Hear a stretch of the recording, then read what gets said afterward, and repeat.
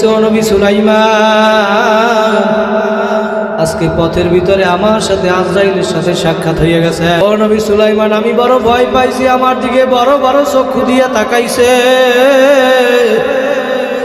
আল্লাহু আকবার। দুনিয়া জোড়া তার শরীর, গায়ের ভিতর থেকে কতগুলা বড় বড় কালো কালো লম্বা লম্বা পশম, প্রত্যেক পশমের গোড়া দিয়ে আগুনের জিহ্বা বাইর হইতে আছে। আল্লাহু আকবার, আল্লাহু আকবার। ডাক দিয়ে বলে, ও নবী সুলাইমান, আমি বড় ভয় পাইছি, আপনি বাতাসকে একটু হুকুম করেন, বাতাস যেন আমাকে দূরে এক জায়গায় নিয়ে রাখিয়ে আসে।